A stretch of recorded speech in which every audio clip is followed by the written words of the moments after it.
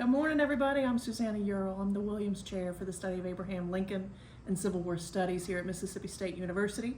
I'm joined by Chief Justice Frank Williams, who created Good morning. the Lincolniana Collection and donated it to Mississippi State in 2017. Right, and we're glad to have you as a lecturer for the Frank and Virginia Williams Lecture in Civil War and Lincoln Studies. Thank you. And why don't you say to the folks what it is you'll be talking about? All right. Thursday evening of this week on November 2nd at 6 p.m. in the John Grisham Room of Mitchell Memorial Library here at Mississippi State. I'm going to be talking about, it's part of a new book that I'm working on that looks at Abraham Lincoln and the War Department, particularly Secretary of War Edwin Stanton, learning from the use of African-American troops, particularly in this part of the United States during the war, so the southern Mississippi River Valley.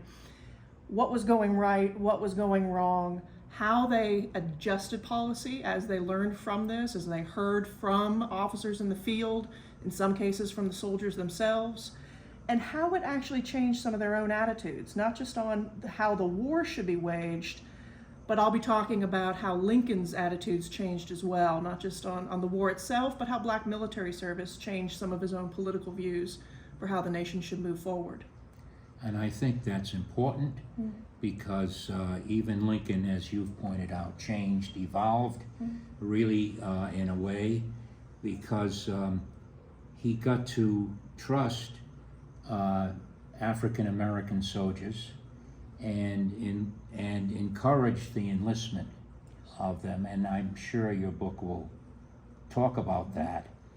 But you see a difference in Lincoln between the preliminary emancipation, which he issued in September 1862, and the final emancipation, which he issued and signed on January 1, 1863, because he welcomed African-American troops into the service of the United States.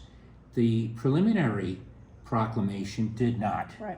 And it indicated in the final emancipation to garrison forts. That means stationary, but African-Americans wanting their freedom, of course, engaged in combat.